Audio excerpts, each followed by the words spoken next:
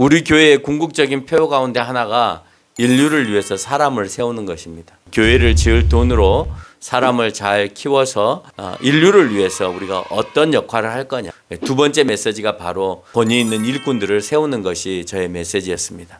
이 교회를 이끌 사람은 본이 되도록 최선을 다해서 노력해야 됩니다. 여러분, 우리가 그 축복 받음에 대하여서 전부를 받았음에도 우리는 그것이 아닌 세상에서 누려야 될 것을 받아야 된다고 착각하고 살아가는 거예요. 하나님 나라에 이르는 거예요. 그것을 위해서 이 땅에서 잘 살다가 주님 앞에 갔을 때 네가 충성되고 열심 있는 나의 자녀였다. 내가 하나님의 귀한 자녀로서 인정을 받는다. 오늘 디도서 1장 또 디도서 전체의 말씀을 가지고 우리가 읽은 본문은 1절부터 6절까지만 읽었습니다만은 디도서 전체에 관한 오늘 설교 말씀으로 여러분하고 함께 하고자 합니다. 오늘 디도서를 통해서 여러분하고 나눌 말씀의 제목은 한번 따라서 해볼까요? 사람 세우기. 사람 세우기. 여러분, 사람을 사귀는 것도 어렵지만 사람을 세우는 것도 어렵죠. 여러분이 잘 알고 제일 사람으로 잘 세울 수 있는 사람들이 누구냐? 자기 가족인데 자기 가족의 자녀들도 올바른 사람으로 세우기가 쉽던가요? 어렵던가요? 쉽지 않죠. 어렵죠. 그러면 타인을 올바로 사람으로 세운다는 것은 쉬울까요? 어려울까요? 어렵습니다. 네. 사람을 세운다는 것은 그 어떤 일보다도 어려운 일입니다. 사람을 세운다는 것은 결국 자기나 또 그 공동체가 이어가야 될 일이 있고 그 이어가야 될 사람이 필요하기 때문에 사람을 세우는 것입니다. 그래서 그 사람을 세우는 데 있어서는 1, 2년 가지고는 되지 않습니다. 여러분들이 어느 직장에서 그 업무를 다 파악을 하거나 또는 교회 안에서 어떤 일들을 다 파악을 하는 데 있어서 1, 2년 갖고는 되지 않는 게 사실이죠. 심지어는 제자가 되기 위해서는 과거나 지금이나 동고동락하면서 일평생을 같이 걸어가야 그 사람을 보고 제자다라고 얘기를 합니다. 바울도 사람을 여러 곳에 세우는 작업들을 했죠. 특별히 디도를 오늘 1장 4절에서 뭐라고 하고 있냐면 아들이다라고 표현하고 있습니다. 특별한 관심을 가지고 가르쳤다라고 하는 것이죠. 우리 교회의 궁극적인 표어 가운데 하나가 인류를 위해서 사람을 세우는 것입니다. 그래서 저희는 교회를 나중에라도 멋있게 짓는 데 목표를 갖고 있지 않습니다. 교회를 지을 돈으로 사람을 잘 키워서 인류를 위해서 우리가 어떤 역할을 할 거냐, 약을 만들 거냐, 아니면 백신을 만들 거냐, 아니면 좋은 종자를 만들어서 식량을 보급할 거냐, 아니면 누가 의료 쪽으로 잘 연구를 해서 추운 지역에 보온을 잘 할 수 있는 옷을 만드는 사람이 등장할 거냐, 아니면 간단하게라도 없는 나라에 집을 저렴하게 지어줄 수 있는 그런 건축 기술을 가지고 있을 거냐, 누구든 상관없습니다. 그런 사람이 등장을 하면 교회는 있는 힘을 다하여서 그 사람을 지원하고 가르쳐서 인류의 한 영역을 우리 교회가 담당했으면 좋겠다. 그래서 디도서는 제가 여러분에게 하고 싶은 메시지를 종합적으로 담아놓은 종합 선물 세트와 같은 그런 본문인 것을 제가 발견했습니다. 그러면서 성경을 보면서 막 여러분들이 기억나고 막 이렇게 성경을 읽었던 것 같습니다. 그러면서 이번 주는 우리 교인에게 참 감사한 한 주간이었습니다. 왜 그러냐면 제자의 삶을 살아가는 것 같아서 그렇습니다. 사람을 한 명 한 명 세워가는 것. 우리가 연초부터 여러분에게 말씀드리는 게 있죠. 우리가 믿는 자가 구할 것은 충성이다. 그 충성은 복음 전하는 데 있어서의 충성이거든요. 그러니까 충성이라고 하는 것이 군대에서 구호로 붙이는 것이 충성인 것이 아니라 정말 복음을 위해서 내가 최선을 다하는 것. 그게 믿는 자가 구할 것이다. 그러니까 우리는 구하는 것을 자꾸 부자가 되는 것, 먹고 사는 것, 잘 되는 것 여기에만 구하는데 진짜 성경이 우리에게 너 이런 거 구해 라고 할 때 그 구함이 어떤 거냐, 정말 믿는 사람을 위해서, 믿지 않은 사람을 위해서 믿는 사람이 복음을 증거하는 그 충성, 그 충성을 위해서 너희가 구해야 된다라고 얘기를 하고 있습니다. 사실은 이제 믿음이 약하거나 신앙생활을 이지하신 분들은 내가 하나님 앞에 구할 때는 내가 없거나 내가 부족하거나 내가 완성되지 않았거나 하는 이 부분들을 하나님께 좀 채워달라고 기도하는 것이지, 내가 뭐 열심히 전도하기 위해서, 주님을 위해서 내가 정말 믿음 있게 살게 하기 위해서 기도한다? 그건 아닌 것 같아 라고 생각할 수 있을지 모르겠지만, 결국 믿음이 들어가고 성경을 많이 읽어보시면 우리가 먹을 것으로 기도하기에 앞서서 내가 주님을 위해서 어떻게 살 거냐 하는 것으로 기도를 더 많이 하시게 된다라고 하는 겁니다. 그래서 우리 주제는 1년 전에 연초가 시작되기 전에 우리의 주제는 믿는 자가 구할 것은 충성이다라는 제목으로 했습니다. 우리가 복음을 전하는 일에 전심을 다하지 않으면 이 땅에 사실 주님께서 원하는 삶을 살아간다라고 볼 수가 없는 것이죠. 그러니까 주님이 보시기에는 별 볼 일 없는 무의미한 그런 삶을 우리가 살아가는 겁니다. 나를 위해서 살아가는 것이지 정말 주님께서 원하는 삶을 살아가지는 않는다라는 거예요. 모두가 복음을 전하는 사람, 교회로 이끌 사람을 정하고 계속해서 우리가 기도하고 노력해보자라고 했던 것이 연초에 여러분에게 제가 부탁을 드렸던 것입니다. 근데 그런 부탁을 드렸던 부분들이 기도를 하면서 또 여러분들을 기억하면서 오늘 본문을 제가 읽어 내려가면서 과연 우리는 얼마나 실행하고 있을까 하는 것을 생각해 봤어요. 그랬더니 우리 정명화 원사님이 김경록 성도님을 잘 이끌고 함께 예배를 드려주고 계시고, 또 우리 김경록 성도님이 그 누구 못지않게끔 과거에 신앙생활을 많이 하셨는지 안 했는지 아직 제가 지금 만나지 못해서 말씀을 못 드려보고 있습니다만은 정말 한 주도 빠지지 않고 정말 뭐 우리 교회 집사들도 가끔 빠지기도 합니다만은 한 번도 빠지지 않고 항상 예배 전에 비록 이제 몸이 불편하셔서 얼굴을 보여주고 계시지는 못합니다만은 항상 예배의 준비를 먼저 하시고 하시는 부분을 보면서 참 감사하다 이런 생각을 들었습니다. 우리 권사님 이제 순종으로 그렇게 하고 계시고 또 일 나가시는 곳에서도 계속해서 복음을 전한다는 말을 제가 들었습니다. 우리가 해야 될 일이 그것이고 우리가 교회의 포효로 삼았고 1년 동안 해야 되는 거니까 그는 누구를 막론하고 순종하면서 따라가는 거예요. 되고 안 되고는 두 번째 문제입니다. 나에게 능력을 주시고 안 주고는 두 번째 문제예요. 내가 했느냐 하지 않았느냐가 더 중요한 것이지 내가 결실을 맺었느냐 맺지 않았느냐는 두 번째 이유라는 겁니다. 우리 노진옥 사모님께서 또 전순희 씨를 또 전도하셔서 언니를 전도하셔서 교회에 또 이렇게 모시고 오셨습니다. 그리고 계속해서 쉬는 날을 같이 맞춰서 오려고 노력을 하고 계십니다. 이것도 참 쉽지 않은 일인데 대단하게 그렇게 하고 있는 것을 보고 역시 그래도 목사의 말에 귀를 기울여 주시고 교회가 함께 가야 될 그 방향에 동참하고 계시구나 하는 것을 알게 되었습니다. 오늘 익산에서 김미양 집사가 배인숙 씨를 전도해서 줌으로 전도했습니다. 여러분 쉽지 않잖아요. 교회로 직접 가서 예배를 드리는 것도 쉽지 않은데 줌으로 같이 예배를 드릴까? 물론 이제 오빠 교회니까 우리 오빠 교회니까 뭐 괜찮아. 2단도 아니고 3단도 아니고 4단도 아니니까 들어와서 한번 같이 예배 드려보자 라고 하는 부분에 있어서 저 같으면 쉽지 않을 텐데 함께 이렇게 줌으로 영상으로 익산에서 이렇게 예배 드려주심에 대해서 진심으로 감사한 마음이 생기는 거예요. 또 우연주 사모가 주변의 친척들에게 계속해서 전화를 하고 카톡을 보내서 함께 예배 드렸으면 좋겠다라고 하는 모습을 보고 저 사람이 안 하던 짓을 하네 이제 이런 생각이 이제 가끔 이제 들기도 하는 겁니다.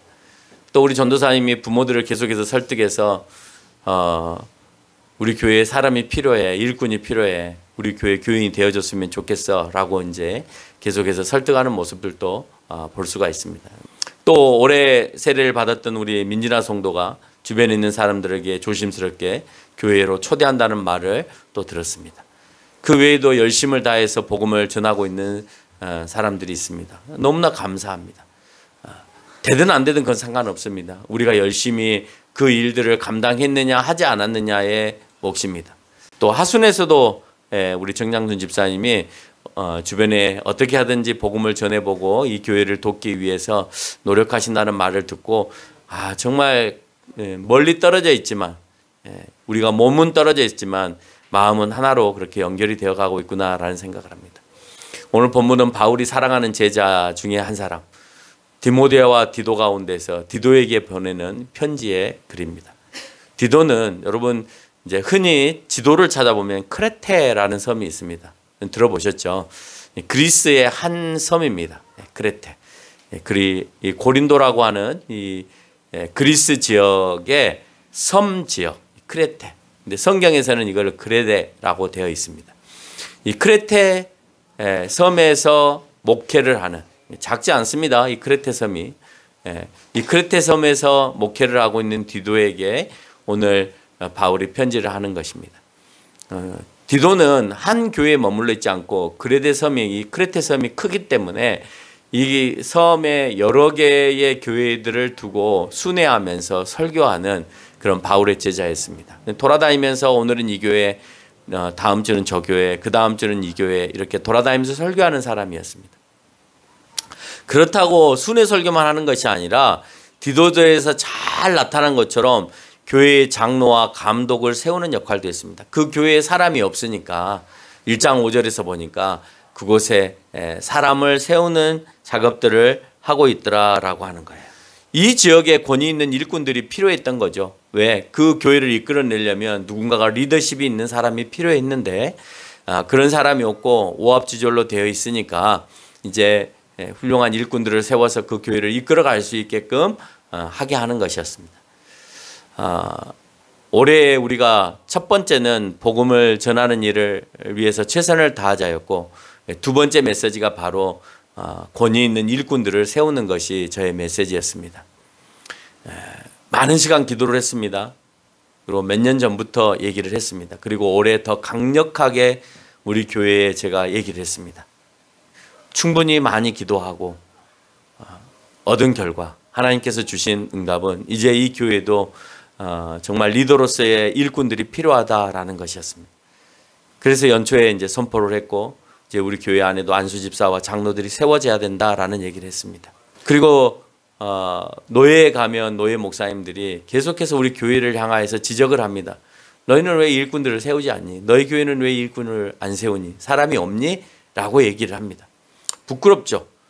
어쨌든 교회가 설립이 된 지 4년째가 되고 있고 가정에서부터 예배를 드린 걸로 따지면 10년이 되어가고 있는데 아직도 일꾼을 세우지 못한다는 것은 목사가 능력이 없다라는 말밖에는 노예에서는 생각할 수 없다라고 하는 것이죠. 뭐 했니? 너 지금까지 뭐 했니? 이 얘기인 겁니다. 어린 아이를 키웠어도 뭐 예를 들어서 10대를 키웠어도 이제는 20대가 되지 않았니? 라는 말인 거죠. 그러니까 노예는 우리 교회를 향해서 이제 지적을 하고 있고 우리 교회 역시 교인들이 우리도 우리 교회를 좀 같이 이끌어갈 수 있는 그 말은 뭐냐면 좀 더 책임감 있게 좀 더 우리 교회가 내 교회다 하는 심정으로 이끌어갈 수 있는 그런 일꾼이 필요하다는 거예요. 그냥 단지 예배 한번 드려주는 그 정도가 아니라 이제는 이 교회를 함께 고민하고 이끌어갈 사람이 필요하다라고 하는 것을 우리 교회도 교인들도 알고 있다라고 하는 거죠. 그래서 이것은 한 개인의 생각이 아니라 생각을 계속해서 모아가고 계시는 거예요. 그렇게 하나님께서 부추기고 계시는 거예요. 그래서 저는 이게 개인의 생각이 아니라 하나님의 뜻이라는 생각이 드는 거죠. 왜? 저만의 생각이 아니라 노예 많은 교회들도 저희한테 계속해서 만나면 정용하고 있고 이번 노예 때도 그 얘기를 들었으니까. 또 우리 교인들도 이제는 일꾼이 필요하다는 생각을 하고 있고 그렇다면 이건 하나님의 뜻이다라는 생각을 하는 거죠. 그럼에도 불구하고 일할 만한 사람들이 전혀 일하는 모습을 보여주지 않는 거예요. 그러니까 좀 이따가 뒤에서 말씀하겠지만 장로를 세우거나 감독을 세울 때에는 아무나 세우지는 않잖아요. 그러면 그 아무나가 되지 않게 하기 위해서는 조건들이 있는 거예요. 오늘 성경에서 얘기하고 있는. 그 조건에 합당한 사람이 되어야 세우고 싶어도 못 세우는 거예요. 그런 합당한 사람이 아니기 때문에 못 세우는 겁니다. 그래서 지도자가 되기 위해서는 합당함으로 들어와야 해요. 그래야 성도들은 그를 인정하고 세워주는 것입니다. 그러기 위해서는 디도서에서 말하고 있는 것처럼 지도자가 세워짐에 있어서 그는 첫 번째로 1장 6절에서 안정된 가정생활을 해야 합니다. 안정된 가정생활을 하고 방탕이나 비난을 받지 않는 사람이어야 되고, 그리고 책망받을 것이 없어야 돼요. 누구로부터도 그 가정에 있어서 책망받지 않아야 되고, 그리고 항상 순종하는 삶을 살아야 됩니다. 교회가 어떤 결정을 내리면 그것에 대해서 순종해야 해요. 그리고 따라가야 돼요.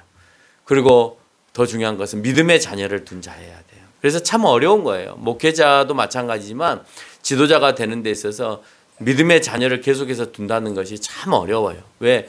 본인의 생각이 있고 또 세상에서 그 사람의 각각의 인격을 존중해 주라는 것이 세상의 흐름으로 가고 있기 때문에 교회나 예배에 대해서 강요할 수 없는 그런 시대로 만들어가 버리는 거예요. 우리는 그것에 익숙해 있고 그렇게 교육을 받았기 때문에 자녀들에게도 그렇게 하면 안 된다고 생각하는데, 신앙은 그것 위에 있어야 합니다.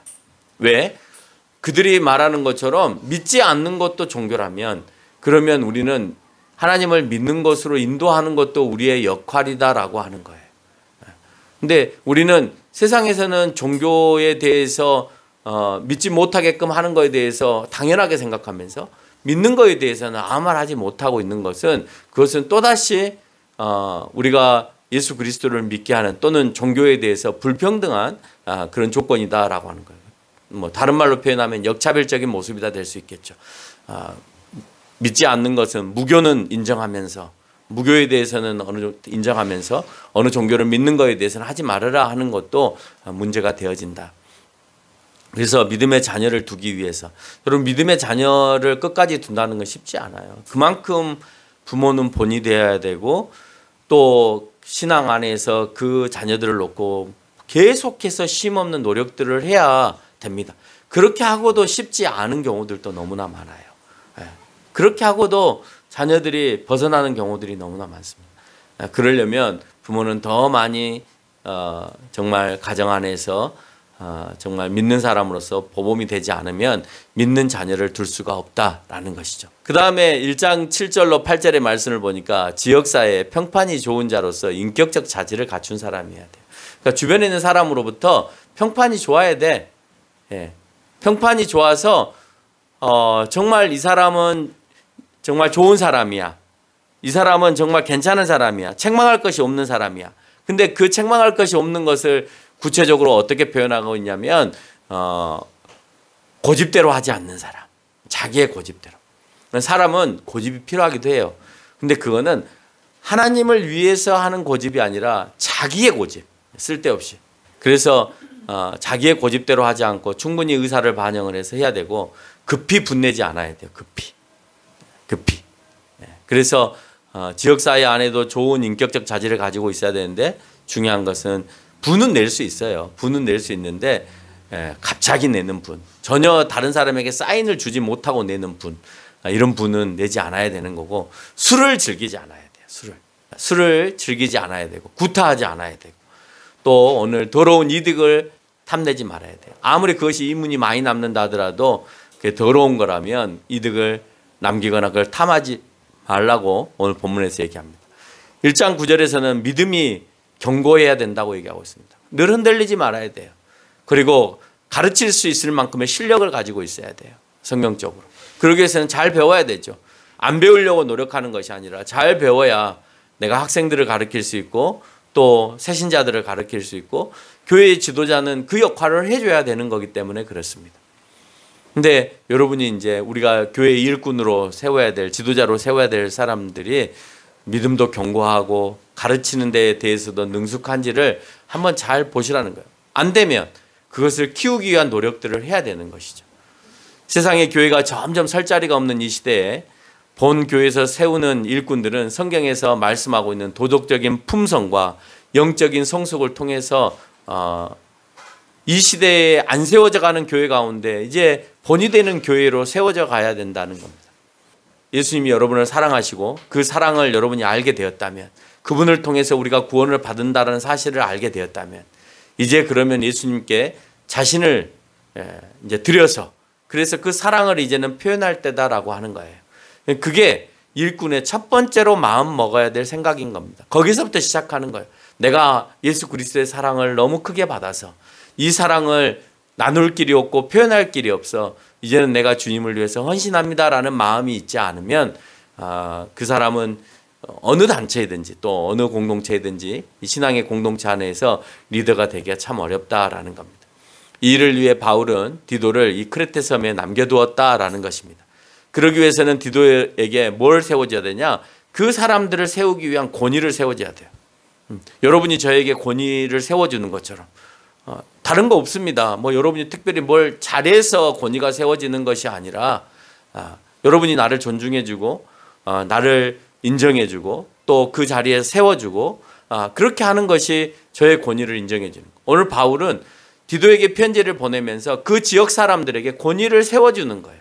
내 제자이긴 하지만 너희의 대표다. 이 사람이 장로를 세우거나 그 지역의 감독을 세울 때에 이 사람의 말을, 디도의 말을 순종하고 따라가라 라고 하면서 그 권위를 세우는 거예요. 이 일이 필요해서 오늘 디도를 그 지역에 두고 왔다라고 얘기를 합니다. 바울은 서신을 통해서 이 크레테 섬의 여러 교회의 디도의 권위에 대해서 순종하기를 원하고 있습니다. 디도의 권위는 고린도 교회에서 발생한 문제를 해결하는 데 특별히 필요했습니다. 그레데 인물들 가운데 그 지역의 사람들 가운데는 특징적인 것이 있었어요. 그 특징적인 것을 해결하지 못하면 리더로 세우는 데 있어서 굉장히 어려움을 당했습니다. 그래서 사람들을 세워감에 있어서 그 지역에 발생하고 있는 잘못된 모습들이 있는데 네가 그것을 잘 눈여겨서 거기에 빠져있지 않는 사람들 중에 인물을 세우라는 거였어요. 이 크레테 섬의 문제가 뭐였냐면 첫 번째는 게으른 사람이 많았어요. 또 어떤 사람이 많았냐? 거짓말하는 사람이 많았어요. 또 어떤 사람이 많았냐? 짐승과 같은 부도덕한 행동을 하는 사람들이 많았어요. 여러분 크레테 섬의 문제 중에 하나가 거기 그 섬 사람들이 뭘 만들기 시작했냐면 이 거짓말을 만들기 시작합니다. 거짓말의 이야기들을 만들기 시작해요. 이유는 이 마라톤 지역이라든지 위에 고린도 지역이라든지 에베소 지역이나 이런 지역에서 뭘 만들기 시작했냐면 신화를 만들기 시작했어요. 신화를. 여러분 잘 알죠? 뭐 포세이돈을 만들고 비너스를 만들고 제우스를 만드는 그 신화들을 만드는. 그래서 자기 지역에 어느 신이 있고 우리 동네를 지키는 신은 누구다. 이런 것들을 이제 만들기 시작하는 거죠.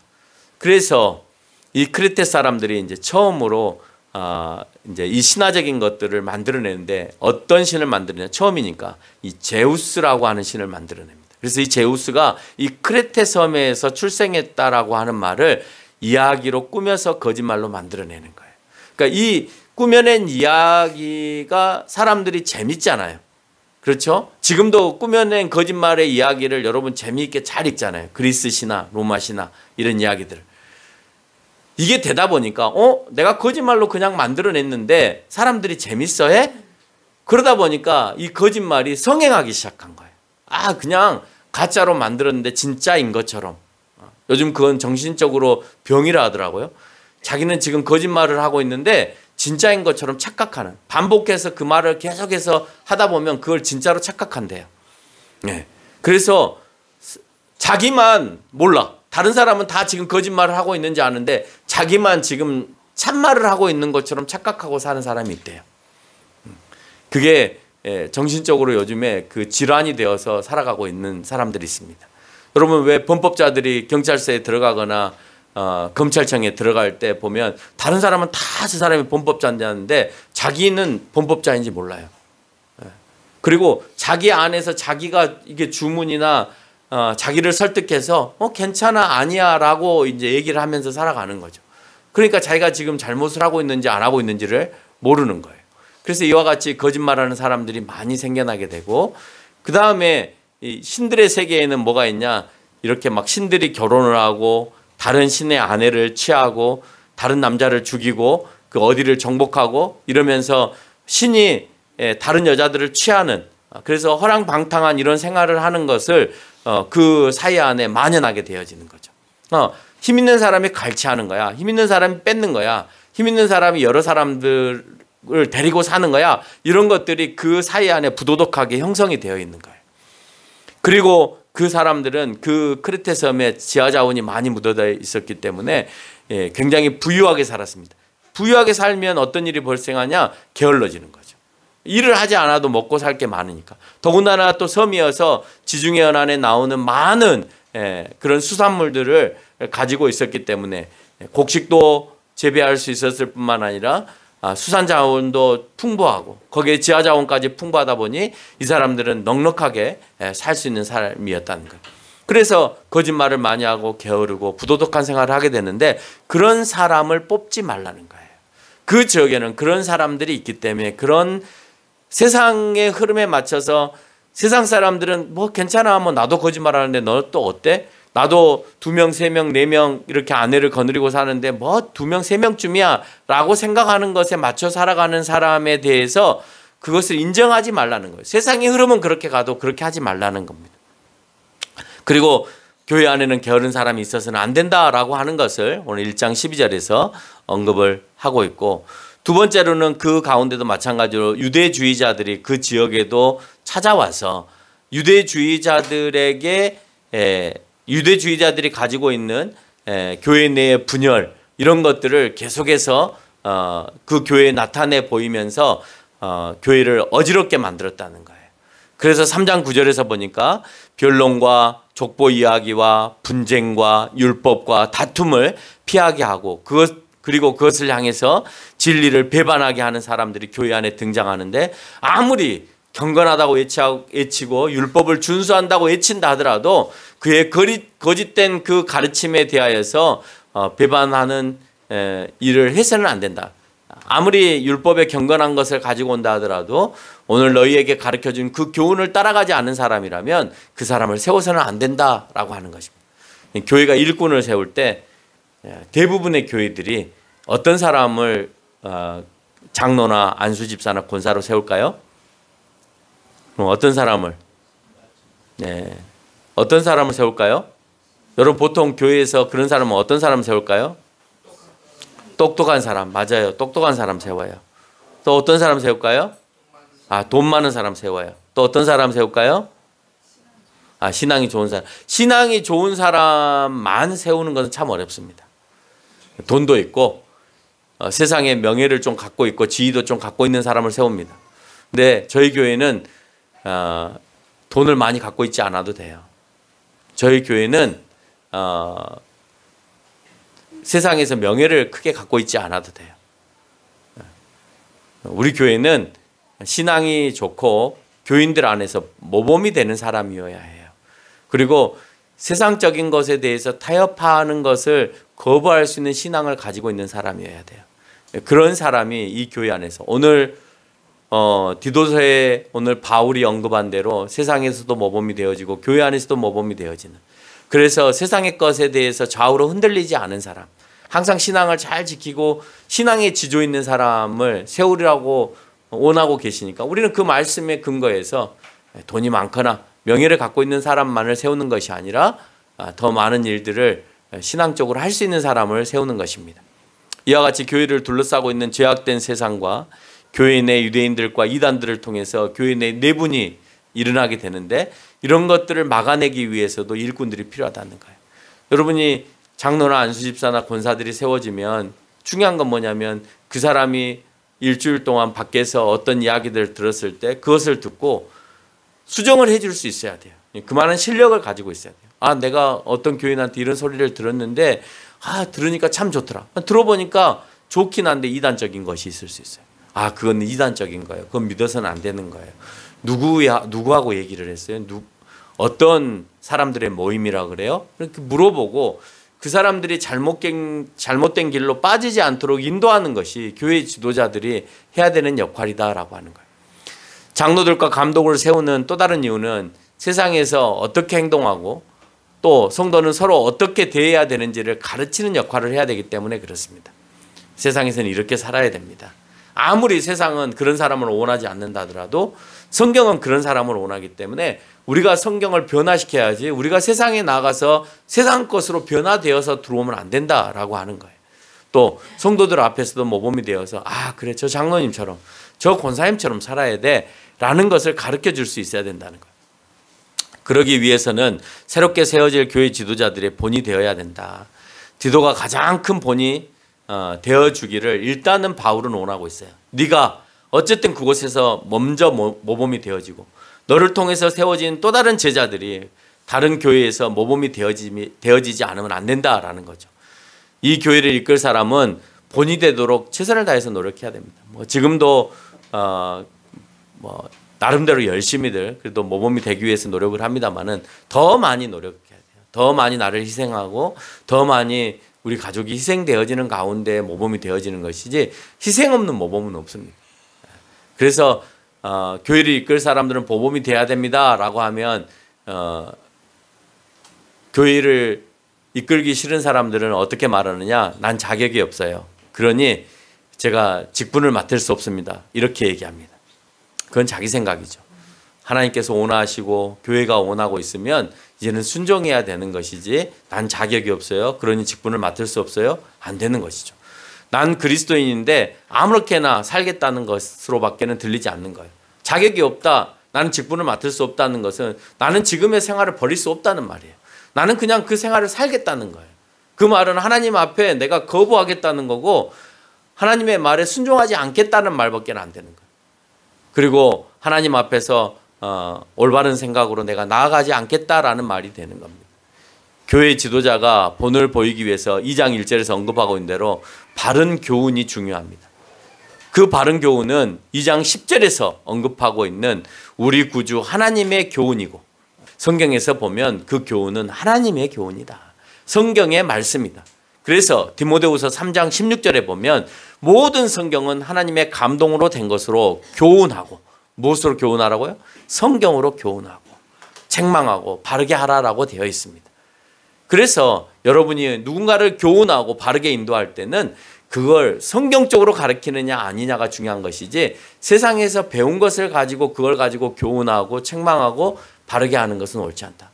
오늘 여기에서 말하고 있는 것은 이 세상을 이끌어가는 사람이 누군가가 중요한 것이 아니라 오늘 성경적으로 그 토대 위에서 세상이 무엇이든지 간에 우리가 신앙 안에서 신앙의 교훈을 삼아서 신앙의 지식을 통해서 사람을 세워가는 것이 굉장히 중요하다라고 얘기하는 것이고 교회에 들어오는 그 미혹 또 교회가 잘못된 일을 했을 때 용서하는 것 이걸 누가 해야 되느냐? 결국은 교회 지도자들이 해야 되는 거예요. 껴안아야 되고 또는 미혹된 사람들을 멀리하게 하는 떠나게 하는 이런 일들이 우리 가운데 있어야 된다라고 하는 겁니다. 이런 상황에 교회가 건강해지려면 젊은 사람은 교회의 어른들의 가르침을 잘 들으라고 되어 있습니다. 2장 2절로 5절 말씀을 보니까 절제하는 삶을 살아요. 젊은 사람들은 어른의 말을 듣고 절제하고 경건하고 신중하고 또 미움을 갖지 말고 사랑하고 인내하고 온전한 삶을 살라고 얘기를 하고 있습니다. 젊은 사람들은 또한 자녀들을 사랑하고 2장 6절로 7절에서 보니까 신중하고 순전하고 선한 일을 하라는 거예요.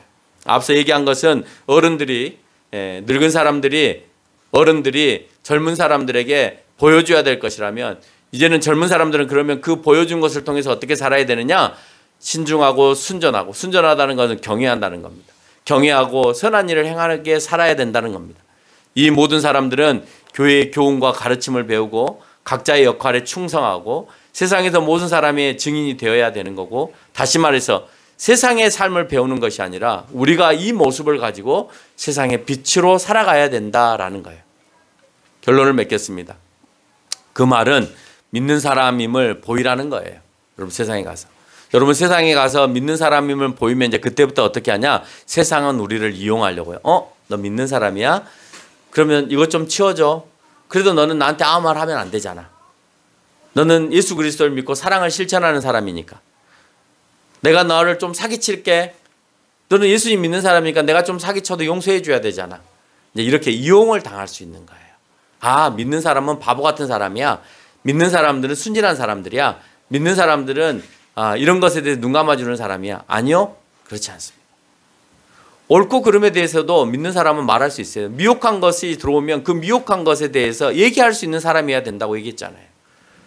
세상에서 옳고 그름에 대해서는 내가 얘기할 수 있어야 돼요. 그러나 내가 다른 사람을 위해서 희생하는 일에 있어서는 내가 앞장서서 도와줄 수 있어야 되는 거죠. 근데 이제 그 희생도 세상에서는 이용해 먹는 거예요. 아, 내가 안 하면 제가 하더라. 그러니까 내가 안 해도 되겠지. 그렇다 하더라도 여러분은 그리스도의 모습을 나타내는 게 좋습니다.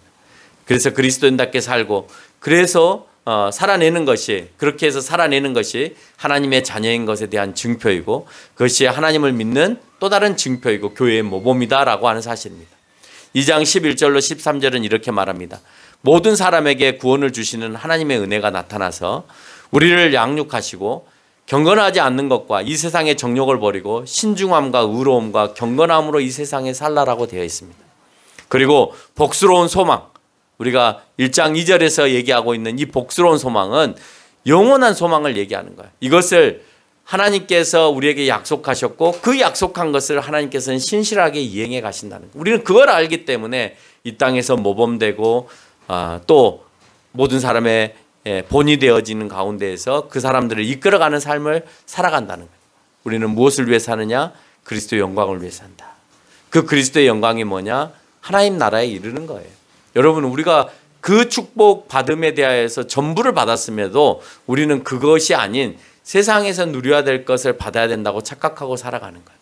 그것을 위해서 이 땅에서 잘 살다가 주님 앞에 갔을 때 네가 충성되고 열심 있는 나의 자녀였다라고 칭찬을 받는 거고 그로 인해서 내가 하나님의 귀한 자녀로서 인정을 받는다라고 하는 사실을 기억하면서 오늘 우리 교회가 사람을 세워가야 되는데 그 사람을 세워가는데 이런 덕을 잘 세워가면서 일꾼들이 세워져 갈 수 있기를 주님의 이름으로 축원합니다.